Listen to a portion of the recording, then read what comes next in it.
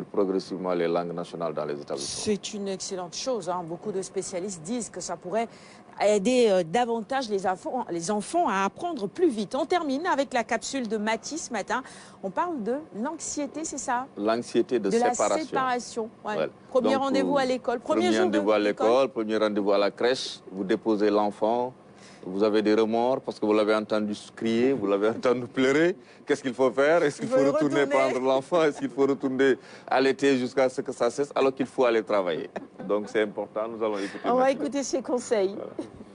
Bonjour. Aujourd'hui, nous parlerons en fait de ce qu'on appelle separation anxiety, c'est-à-dire l'anxiété de séparation, qui est une étape de développement au cours de laquelle l'enfant est anxieux lorsqu'il est séparé de la mère ou des membres de la famille proche en général.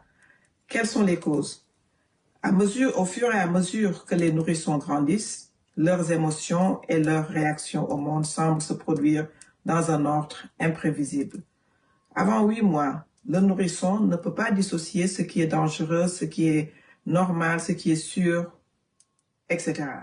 C'est entre 8 et 14 mois, maintenant que l'enfant commence à avoir peur quand il rencontre de nouvelles personnes, quand il visite des environnements nouveaux. Et à cet âge-là, ils ont confiance aux parents et à leur monde familial. Lorsqu'ils sont séparés de leurs parents ou des personnes qui leur sont familières, ces enfants se sentent menacés et en danger. Maintenant, à la maison, il faut graduellement, par exemple, aider l'enfant à surmonter cette émotion. L'enfant doit se sentir en sécurité à la maison.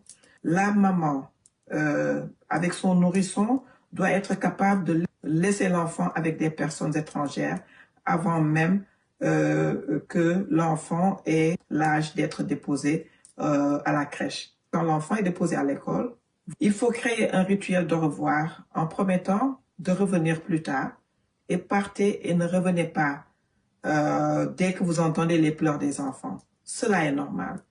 En déposant votre bébé à la crèche, si vous pouvez amener avec vous une couverture ou bien une peluche et laisser ça avec votre enfant, votre bébé dans la crèche, cela l'aidera peut-être à se sentir plus en sécurité dans ce nouvel environnement.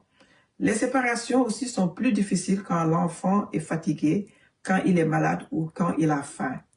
Donc, faites tout pour déposer votre bébé lorsqu'il est heureux, éveillé, alerte et en bonne santé. S'il est malade, s'il vous plaît, gardez-le à la maison. Sachez que bébé, quand il pleure, il se calmera après votre départ. Et il finira par tourner son attention vers un adulte dans la salle qu'il choisira de lui-même. Et surtout, sachez que les enfants ont une capacité d'adaptation que nous, adultes, nous n'avons pas. Merci.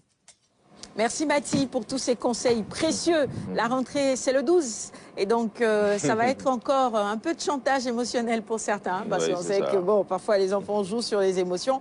Il n'y a pas que les tout petits. Hein. Il y a aussi certains grands enfants qui, quand ils doivent reprendre l'école, pleurent un peu. Mais comme elle l'a rappelé, allez, ça va passer, quoi. Ouais, je pense aussi. Le parent doit comprendre que l'enfant a une capacité d'adaptation. Ça, c'est un peu pour les enfants qui sont peut-être vers le préscolaire, petite et grande section. Mais quand c'est la crèche, ce qu'elle a dit, c'est important. Essayez de voir dans l'environnement de la maison, parce que l'enfant avait peut-être l'habitude d'avoir une couverture, des couleurs qu'il avait l'habitude de voir à la maison. Vous l'amenez avec.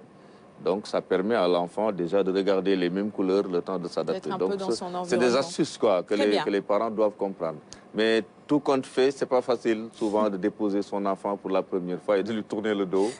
Merci Max, il est 7h10. Bon, je voulais qu'on commente, mais je n'ai plus vraiment le temps, sauf si on y va très rapidement et on place des commentaires très rapides. 3 sujets ce matin. On était à Mabo d'abord avec ce jeune qui a fait des dons. Évidemment, on a parlé également du programme Lecture pour tous et enfin avec cette capsule de Mathie.